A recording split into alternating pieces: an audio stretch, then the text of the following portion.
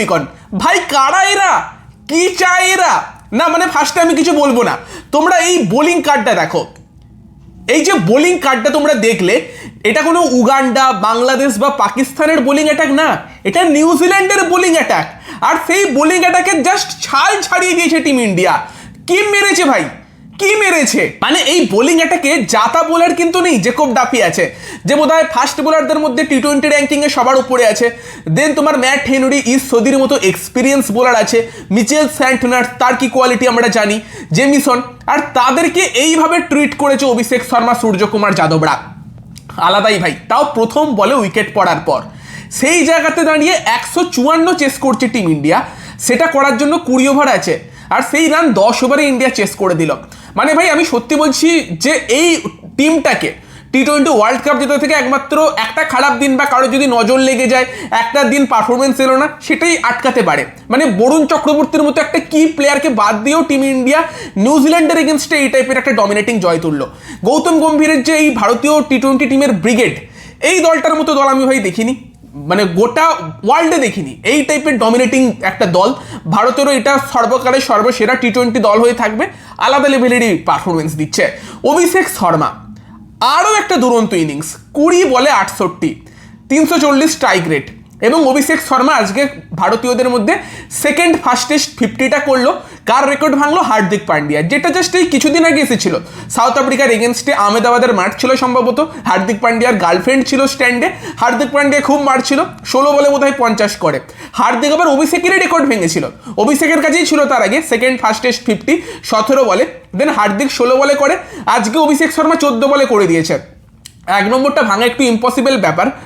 যুবরাজ সিং, অভিষেক শর্মারই গুরু, 12 বলে করেছিল সেই 2007 টি20 বিশ্বকাপে ইংল্যান্ডের এগেনস্টে, 6 বলে 6 ছক্কা।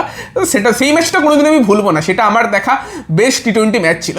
এবং সেই জায়গাতে দাঁড়িয়ে অভিষেক শর্মা যেভাবে চলছে, কোনোদিন না সেটাও ভেঙে দেয় যেভাবে চলছে ভাই, যেটা ইয়ার কি নয়, আলাদা লেভেলের ব্যাটিং করেছে। সঞ্জু স্যামসন ফার্স্ট বলে বোল্ড, আমি জানি না কেন অতটা ব্যাকফুটে গিয়ে খেলতে গেল, বাট সঞ্জু কিন্তু যে সুযোগটা পাচ্ছে কাজে লাগাতে পারছে না। উল্টো দিকে ঈশান কিষানকে দেখে মনে হচ্ছে দারুণ টাচে আছে। সংকেতটা বুঝতে পারছো আমি কোন দিকে দিচ্ছি, সেই নিয়ে একটা ডিটেল আলোচনা করবো যে সঞ্জুর আগে কি এবার ঈশান কিষানের ইন্ডিয়ান ফার্স্ট 11-এ চান্স পেয়ে যাওয়া উচিত। কথাটা হচ্ছে এই জায়গাতে এসে যদি সঞ্জু স্যামসন এবার ড্রপ হয়ে যায়, তাহলে কিন্তু কারোর কিছু বলার থাকবে না, কারণ সঞ্জু স্যামসন কিন্তু কন্টিনিউয়াসলি ফেল করছে, যেটা ভারতের জন্য হয়তো খুব একটা ভালো খবর নয়। তবে যেটা ভালো খবর সেটা হচ্ছে সূর্যকুমার যাদবের ফর্ম। সূর্যকে দেখে মনে হচ্ছে একদম তার নিজের প্রাইম ছন্দে চলে এসেছে। ব্যাট থেকে একটা বড় রান দরকার ছিল, যেটা আগের দিন আসে, একটা 80+ স্কোর। এবং দেন যদি তুমি আজকের ইনিংসটা দেখো, 26 বলে 57, তবে আজকের ইনিংসে সূর্য যেখানে চেয়েছে সেখানে মেরেছে, যেটা সূর্যর প্রাইম টাইম 2022-2023 টাইমে আমরা দেখতাম যে সূর্য মাঠে যেই জায়গাতে মারতে চাইছে বলটা সেখানেই মারছে। 360 ডিগ্রি যে তার খেলা, সেটা আজকে অনেকটাই আমরা দেখেছি। এবং সেই জায়গাতে দাঁড়িয়ে কিন্তু সূর্যকুমার যাদবের ফর্মটা এই মুহূর্তে ইন্ডিয়ার জন্য সব থেকে ভালো খবর। সেই জায়গাতে দাঁড়িয়ে ভারতের ব্যাটিং নিয়ে আর কি বলবো, ভারত কি করেছে সেটা আমরা দেখতে পাচ্ছি। 10 ওভারে 155 করে দিয়েছে। আর সেখানে তুমি যদি মনে করে দেখো, প্রথম বলে উইকেট পড়ার পর ঈশান কিষান আসে, ম্যাট হেনরিকে দুটো বিশাল 6 মারে, একটা 4 মারে। আজকে তো জেকব ডাফিরও ফিল্ডিং সেট করে দিয়েছে তোমার অভিষেক শর্মা, 2 ওভারে 38 মেরেছে। 19-এর ইকোনমি ভাই, 19 ইকোনমিতে রান দিয়েছে। এবং সেই জায়গাতে প্রথম ওভারে 16, বোধহয় দ্বিতীয় ওভারেও 16, তৃতীয় ওভারে 17, 3 ওভারে 49 হয়ে গিয়েছিল ইন্ডিয়ার প্রথম বলে উইকেট হারানোর পর। আর তার পরের ওভারগুলোই বোধহয় একটাতে 12 এসেছিল, একটা ওভারে 11 এসেছিল, আর লাস্ট ওভারটাই বোধহয় 22 এসেছিল। তোমার 6 ওভারে 94 করে দিয়েছিল টিম ইন্ডিয়া।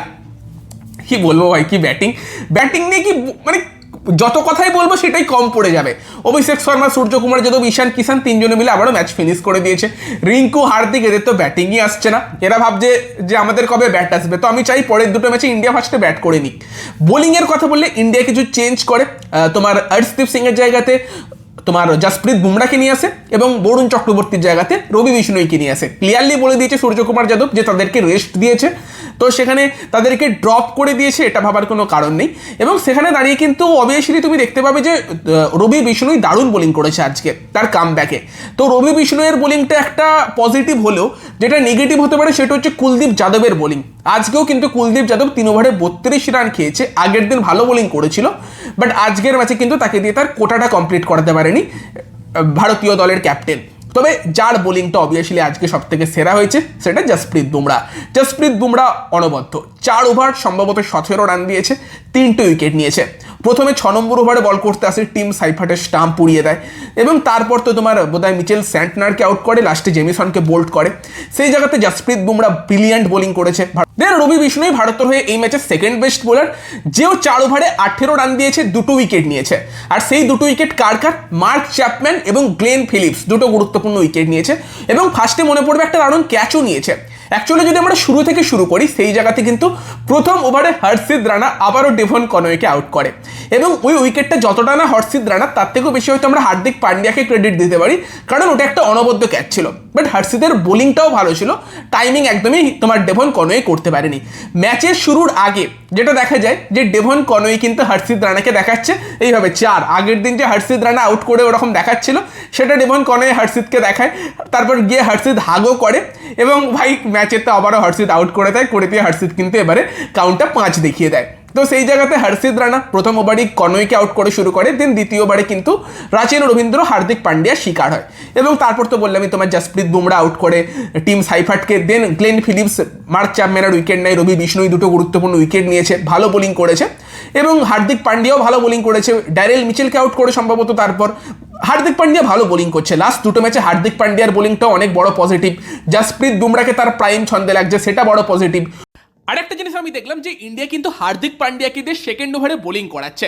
যদি এটা ইন্ডিয়া ওয়ার্ল্ড কাপেও করতে পারে না, যে অর্শদীপ বা হর্ষিতের মধ্যে যে খেলবে, স্পেশালি অর্শদীপই খেলবে, সে ফার্স্ট ওভারে এবং থার্ড ওভারে বোলিং করবে, আর যদি হার্দিক পান্ডিয়া সেকেন্ড ওভারটাই বল করে, আর হার্দিক করতে পারবে সেটা, হার্দিক বল সুইং করাতে পারে, ভালো লেন্থে বল করে, সেই এবিলিটি তার মধ্যে আছে, সেটা কিন্তু ক্যাপ্টেনের কাছে অনেক অপশান খুলে দেবে, যে জসপ্রীত বুমরাকে চতুর্থ বা ষষ্ঠ ওভারে বল করানো, বা অক্ষর ভরুণের মতো বোলারকে দিয়েও পাওয়ার প্লেতে বল করিয়ে জসপ্রীতকে পাওয়ার প্লেতে 1 ওভারই বল করানো, এবং মিডিলে ইউজ করা, যেখানে অর্শদীপ যদি ডেথে 2টো ওভার দেয় এবং জসপ্রীত বুমরা 2টো ওভার মিডিলে যখন অপোনেন্টের ব্যাটসম্যানরা একটু ভালো ছন্দে থাকবে তখন ইউজ করে, সেটাও ইন্ডিয়ার জন্য একটা দারুণ ট্যাকটিক্স হতে পারে। তো সেখানে হার্দিকের ভালো বোলিং করাটাও ভীষণ গুরুত্বপূর্ণ। রবি বিষ্ণুয়ের বোলিং নিয়েও একটা জিনিস আমি দেখলাম, যে রবি বিষ্ণুয়ের কিন্তু গতি দেখলাম অনেক বেশি থাকছে। নর্মালি স্পিনাররা 90 কিলোমিটারের আশেপাশে একটা গতিতে অপারেট করে, রবি বিষ্ণুই দেখলাম যে বেশিরভাগ বল 102, 103, 104 এরকম গতিতে কিন্তু করছে, যেটা একটা ডিফারেন্ট ব্যাপার। তো সেখানে কিন্তু রবি বিষ্ণুই আজকে বেশ ইমপ্রেস করলো। এরপর কি চান্স আর পাবে সেই দিকে আমরা নজর রাখতে পারি। তবে টি20 ওয়ার্ল্ড কাপের প্ল্যানিং আমি বলবো না যে এখনই কুলদীপের আগে তাকে পাঠিয়ে দাও, কারণ কুলদীপ অবভিয়াসলি বেশি এক্সপিরিয়েন্স, সেই হয়তো ওয়ার্ল্ড কাপে যাবে, সেখানে চেঞ্জ আমি দেখছি না স্কোয়াডে কোনো হবে বলে। তো সেখানে কিন্তু ভারতের বোলিং ভালো হয়েছে, এবং হর্ষিত রানাকে নিয়ে একটা কথা আমি বলবো যে হর্ষিত নতুন বলে অবশ্যই ভালো বোলিং করছে। আজকে হর্ষিতও একটা উইকেট নিয়েছে, খারাপ বোলিং করেনি, বাট ডেতে হয়তো হর্ষিত রানাকে একটু স্লোয়ার থেকে সরে একটু ইয়র্কারের দিকে বেশি ফোকাস করতে হবে। বড্ড বেশি স্লোয়ারগুলো প্রেডিক্টেবল হয়ে যাচ্ছে, যেগুলো মাঝে মধ্যে ব্যাটসম্যানেরা পিক করে ফেলছে। এই যে ডোয়েন ব্রাভোর সঙ্গে থাকার এই কুফলটা কিন্তু হর্ষিত রানার হয়েছে, নতুন বলে বোলিংটি ইম্প্রুভ হলো। ডেথ ওভারে হয়তো আর একটু 2024-এর যে তার বোলিং ছিল সেটা বেটার ছিল মনে হচ্ছে বর্তমান সময়ের থেকে। তোমরা কি বলবে কমেন্টে জানিও।